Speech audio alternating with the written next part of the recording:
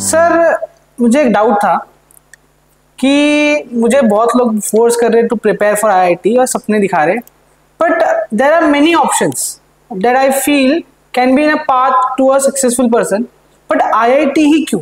Why they are enforcing that idea of IIT in my mind? Okay, पहली बात तो ये जो लोग हैं, ठीक है, इनके इंटेंशंस आपको समझने पड़ेंगे कि why they want that you do IIT और एटलीस्ट प्रिपेयर फॉर आईआईटी। देखो, एक सिंपल सा फैक्ट है कि लाखों बच्चे एग्जाम देंगे, कुछ हज़ार बच्चों का सिलेक्शन होगा, तो सब बच्चों का तो सिलेक्शन भी नहीं होता, right? I have my self seen in my career thousands of people who don't get selected, right? But the good news is these 2 years of journey of preparing sincerely for IIT actually prepares you for life. अब मैं कुछ फ़ायदे बताता हूँ कि अगर किस्मत ठीक रही और मेहनत साथ दे गई और आप IIT में पहुँच गए तो क्या क्या होगा। सबसे पहले IIT में आपको elite of the elite लोग मिलेंगे जो सब मेहनत करके आए हैं, और सबसे बेस्ट पार्ट, डोनेशन नहीं चलती है। दैट मीन्स अगर आप बड़े से बड़े 30 मार खा के भी बैठे हो तो भी आपको पैसे के दम पे आईआईटी की सीट नहीं मिलेगी। This is a good enough, great enough pedigree to be into, because ये टैग नेम आपके साथ जिंदगी भर रहेगा। ये एक रीज़न है, बट ये ही एकमात्र रीज़न नहीं है।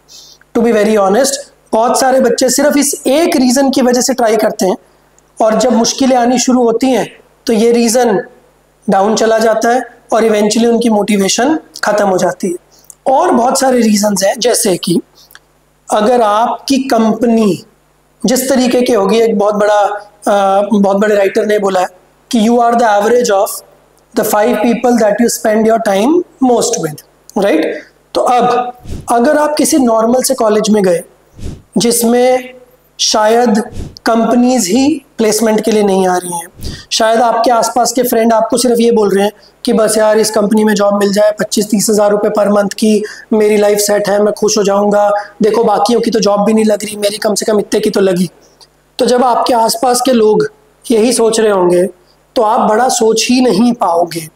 अगर आप चाहते हो कि आपको बड़ा सोचना है तो आपके आसपास के लोगों को भी बड़ा सोचना पड़ेगा, बिकॉज ऑपोजिट ट्रू नहीं है। अगर आपके आसपास के लोग छोटा सोच रहे हैं किसी भी तरीके से तो आप बड़ा सोच नहीं सकते, और अगर आपको बड़ा सोचना है तो आपको उनका ग्रुप छोड़ना पड़ेगा।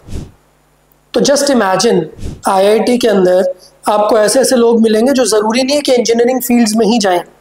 उनमें से कुछ लोग अपने बिजनेसेस सेटअप करेंगे और इंडिया के बिगेस्ट स्टार्टअप्स रन करेंगे। उनमें से कुछ लोग आईएएस आईपीएस ऑफिसर्स बन जाएंगे। कुछ लोग आगे जीमैट जीआरई की तैयारी करके वर्ल्ड लेवल पे कोई प्रोफेसर्स या कुछ बन जाएंगे।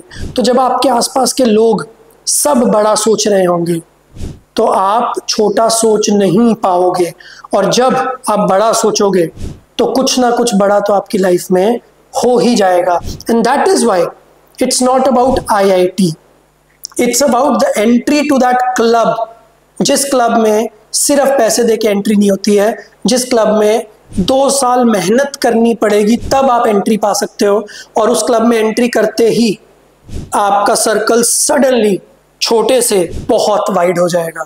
And this will be a journey to relish, and the company that you will get over there will be the company, will be those friends जो लाइफ लॉन्ग आपको बड़े बड़े काम के लिए मोटिवेट करते रहेंगे।